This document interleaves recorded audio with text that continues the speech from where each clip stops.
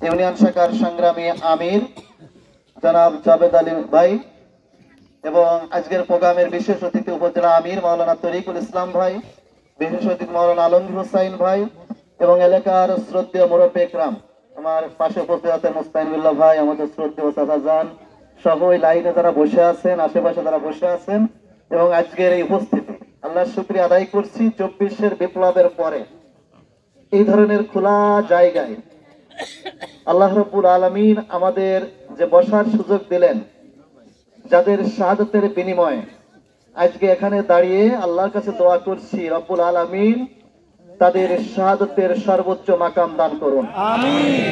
তারা যদি শহীদ হয়ে যদি বাঁচার জন্য যদি তারা চেষ্টা করতেন, আজকে আমরা এখানে আমরা দাঁড়াইতে পারতাম না। যারা আহত পঙ্গুত্ব বিভিন্ন জায়গায় আছে তাদের জন্য দোয়া করছি, আল্লাহ যেন তাদেরকে সুস্থতার নিয়ামত দান করে। সম্মানিত ভাইরা, বাংলাদেশ এই 54 বছর 55 বছর আমরা অতিক্রম করতেছি। আমরা 54-55 বছরের যে অবস্থাটা দেখলাম, আমরা বারবারই দেখি কাউকে বলা হয় পাকিস্তানপন্থী, কেউ ভারতপন্থী। তাহলে আসলে বাংলাদেশপন্থী কারা বলেন দেখি? আমাদের এই রাজনীতি বন্ধ করতে হবে। বাংলাদেশে কোনো পাকিস্তানপন্থী ভারতপন্থী বলে কোনো লোক নেই। আল্লাহ আমাদেরকে এই দেশে পাঠিয়েছেন, আমরা সবাই বাংলাদেশী। কে হিন্দু, কে মুসলিম, কে বৌদ্ধ, কে খ্রিস্টান, সবাই আমরা বাংলাদেশী। আমরা বাংলাদেশকে সবার আগে সবচেয়ে বেশি ভালোবাসি। কাজেই বাংলাদেশে বসে আমরা কোনো দেশের পন্থী হতে পারি না। এই যে পন্থী বলে বলে আমাদেরকে দীর্ঘদিন ধরে জাতির ভিতরে একটা বিভেদ তৈরি করে রাখা হয়েছে। আমরা বাংলাদেশের এই বিভেদের রাজনীতি দেখতে চাই না। দ্বিতীয়ত, রাজনীতির পরিবর্তনের সাথে সাথে আমরা দেখি যে একদল যখন ক্ষমতায় থাকে তারা খুব দাপটে চলাফেরা করে, আর বাকি দলগুলো মনে হয় যে এই দেশে তাদের জন্মই নেই।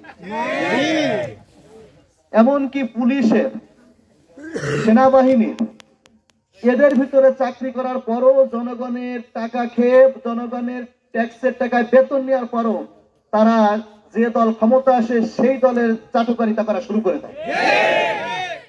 এবং ক্ষমতা আসার সাথে সাথে এই পুলিশেরও দেখেন বড় বড় কর্মকর্তারা হারিয়ে গেল, নেতারা হারিয়ে গেল, সেনাবাহিনীর বিচারের কাঠ করে দাঁড় করানো হয়ে গেল। আমরা কি এই রাজনীতি দেখতে চাই? আমরা চাই না বাংলাদেশে এই ধরনের কোন রাজনীতি হোক। সেনাবাহিনী না, শুধু যত প্রশাসনিক কর্মকর্তা আছে তারা কোন দলের লেজুর ভিত্তিক কোন ক্ষমতার জন্য তারা কাজ করবে না, তারা জনগণের জন্য তারা কাজ করবে।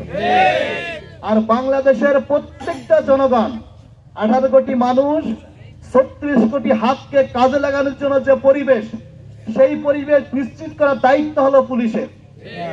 এটা পুলিশের এটা দায়িত্ব নয় যে যে দল ক্ষমতায় আসবে তাদের জন্য যা কিছু তাই কিছু করবে আর বাকি সব দল পালিয়ে বেড়াবে। এই রাজনীতি বন্ধ করতে হবে আমাদের।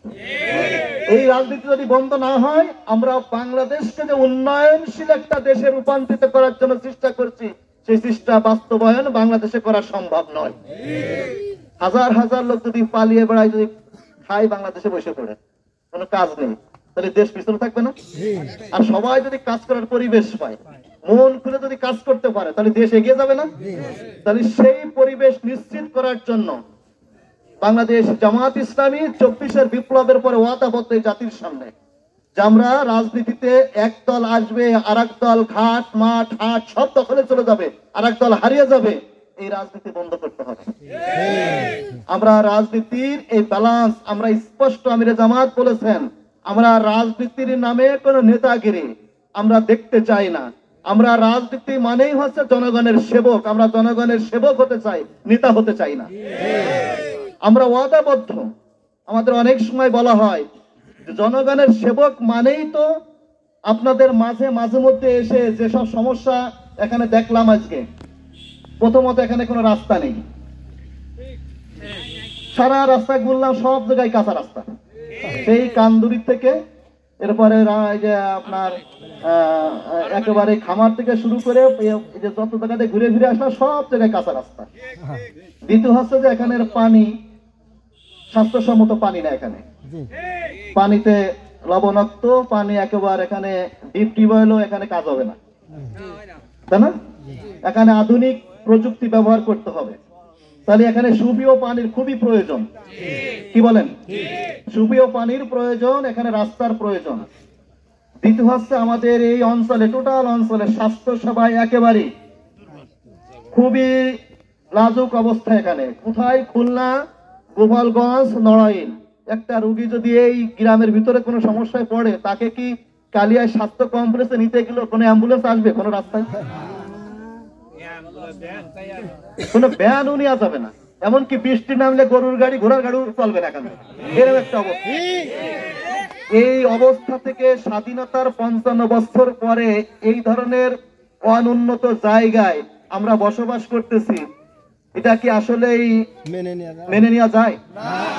আমি অদাবদ্ধ এইসব জায়গায় যে আমি স্বাস্থ্য খাতে সুপেয় পানি, রাস্তার অবকাঠামো উন্নয়ন এবং আমাদের শিক্ষার মৌলিক পরিবর্তনের জন্য কয়েকটা জায়গায় আমি হাত দেবো ইনশাআল্লাহ আপনাদের সাথে নিয়ে। তাহলে অনেকেই বলবে, সম্মানিত ভাইরা, আমরা সমাজে শান্তি চাই, শান্তি চাই না? ঘর বাড়ি হয়ে গেছে, কিন্তু গ্রামে যদি মার্ডার হয় তাহলে সঙ্গে সঙ্গে ঘর বাড়ি ভাঙা হয়ে যায়। তাহলে এই যে মার্ডার, কোন খারাপিত রাজনীতি, এই রাজনীতি বন্ধ করা প্রয়োজন না? প্রয়োজন। এটা সবচেয়ে এই কালী অঞ্চলের জন্য গুরুত্বপূর্ণ একটি পাঠ।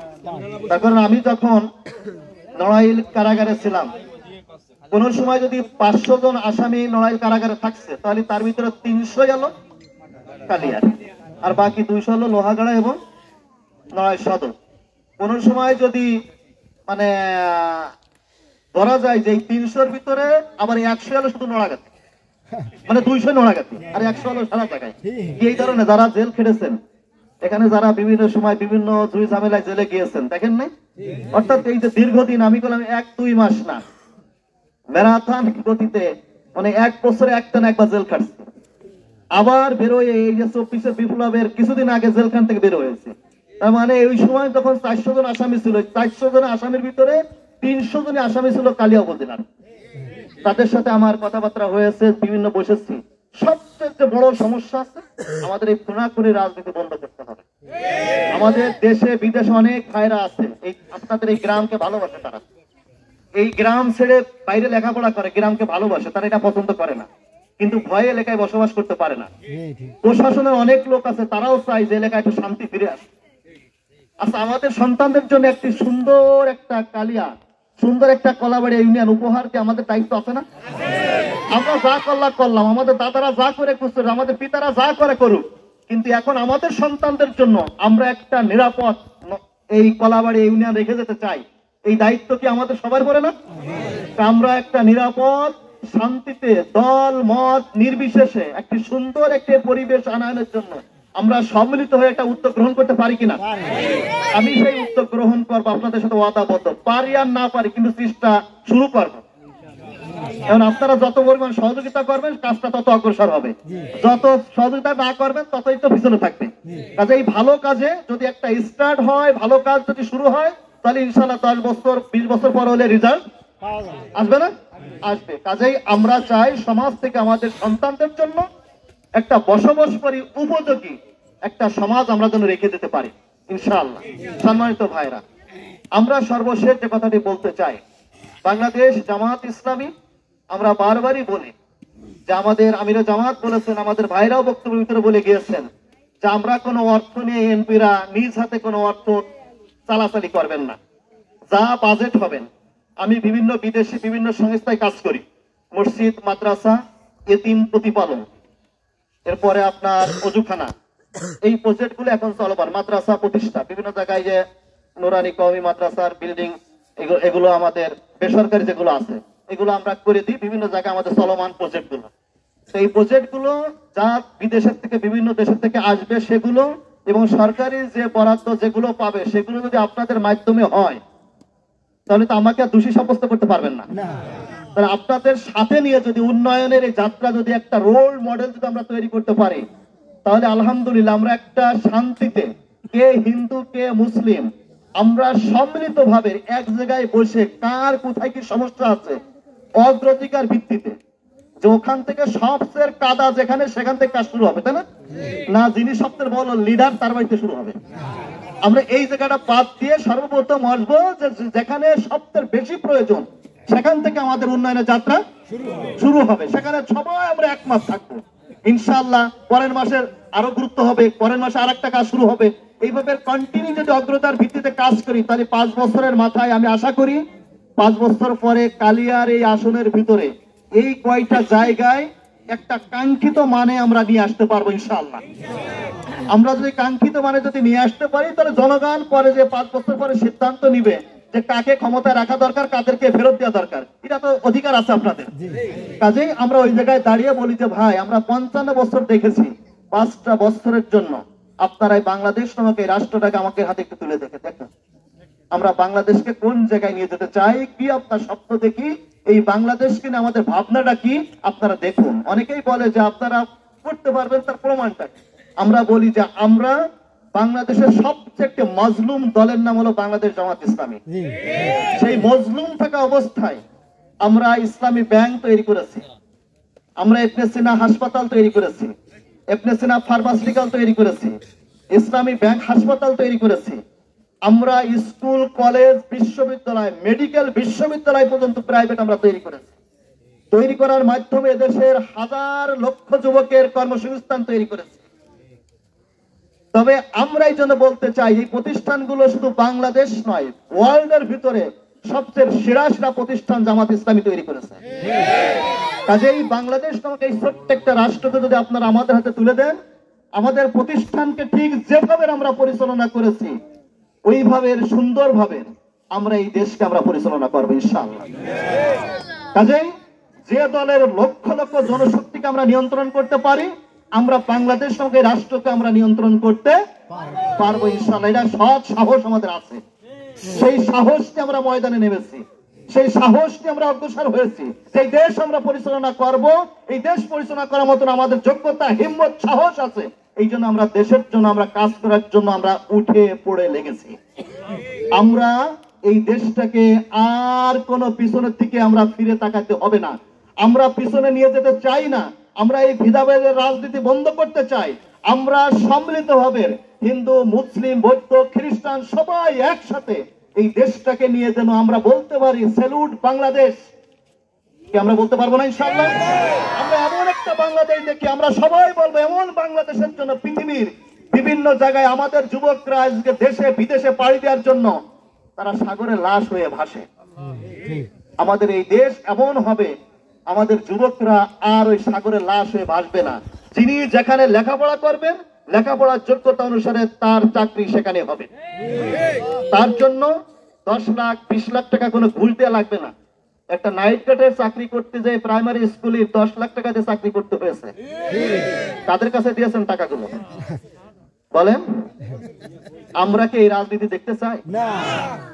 যে একটু নাইট গার্ডের চাকরি করতে যে সিকিউরিটি আয়ার চাকরি করতে যে আমার প্রতিষ্ঠান, যে প্রতিষ্ঠানে আমার বাবা অথবা দাদা টাকা দান করেছে, সেই প্রতিষ্ঠানে চাকরি করতে যে আমার আয়ার চাকরি করতে যে আমার বোনের 10 লক্ষ টাকা, কোন জায়গায় 15 লক্ষ টাকা পর্যন্ত গুণা লাগেছে। যে আমাকে 12 লাখ টাকা দিতে চাই, তুমি বেশি একটু দাও। আশ্চর্য বিষয়, আমরা এই প্রতিষ্ঠানের এই ঘুষের রাজনীতি একবার বন্ধ করে দিতে চাই। ঘুষ দিয়ে কোনো চাকরি বাংলাদেশে থাকবে না ইনশাআল্লাহ। কাজেই আমাদের সন্তানদের লেখাপড়ার সাথে সাথে আপনি যথাযথ জায়গায় চাকরি খুঁজে পাবেন, এবং আমাদের যে প্রতিষ্ঠানগুলো আছে সেই প্রতিষ্ঠানগুলোই আমরা লক্ষ যুবকের কর্মসংস্থান তৈরি করব। কাজেই আমাদের বিদেশ থেকে যারা আছে তারাও কর্মসংস্থানের জন্য আমাদের দেশে আসবে, তেমন একটা জায়গা আমরা স্বপ্ন দেখি ইনশাআল্লাহ। তাদের সম্মানিত ভাইরা, কথা খুব সংক্ষিপ্ত, আমি কাটা কিছু কথা বললাম। আপনারা বিচার বিশ্লেষণ করে যদি মনে করেন না আমার চেয়েও এই সমাজ পরিচালনা করার জন্য আরো যোগ্যতম ব্যক্তি আছে, আপনি অবশ্যই তাকে ভোট দিবেন। কি বুঝছেন কিনা? আমি কোন দলের বিরুদ্ধে, কোন নেতার বিরুদ্ধে কথা বলার জন্য আসিনি। আমি আমার প্রোডাক্ট বিক্রি করার জন্য আসছি। আমার কথাগুলো বলে গেলাম, আমাকে বিশ্লেষণ করবেন, দেখবেন, আরো বারবার দেখবেন, আরো বারবার দেখার সুযোগ আছে, আরো পর্যালোচনা করার সুযোগ আছে। আরো নেতারা আসবে, তাদেরকে পর্যালোচনা করে সর্বশেষ যদি মনে হয় যে না কালিয়ার এই জায়গাটা অমুক ভাইয়ের কাছে দিলেই নিরাপত্তার সাথে আমরা বসবাস করতে পারবো, তাহলে আপনি সিদ্ধান্ত নেবেন।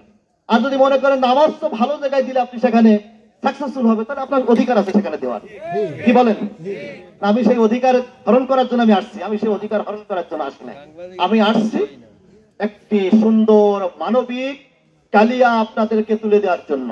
আল্লাহ যেন আমার সেই স্বপ্ন বাস্তবায়ন করার জন্য আপনাদের হাতকে, সকলের হাতকে যেন একত্রিত করে বাংলাদেশ জামাত ইসলামীর দাড়িপাল্লা মার্কায় ভোট দেওয়ার মাধ্যমে, এটা বাংলাদেশ জামাত ইসলামী দাড়িপাল্লা মার্কা জিতে যাওয়া মানেই বাংলাদেশ জামাত ইসলামী জিতে যাওয়া নয়। আমি মনে করি বাংলাদেশ জামাত ইসলামীর দাড়িপাল্লা মার্কা জিতে যাওয়া মানেই এদেশের মানবতার বিজয়। কাজেই সেই মানবতার বিজয়ের জন্য আগামী দিনে সমৃদ্ধশালী উন্নয়নশীল একটি বাংলাদেশ বিনির্মাণের জন্য বাংলাদেশ জামাত ইসলামীর দাড়িপাল্লা মার্কায় ভোট দিয়ে আমাদেরকে বিজয়ী করবেন, সে আশাবাদ ব্যক্ত করে সবাইকে ধন্যবাদ, মোবারকবাদ জানিয়ে আমি আমার কথা এখানে শেষ করছি। আসসালামু আলাইকুম ওয়া রাহমাতুল্লাহি ওয়া বারাকাতুহু।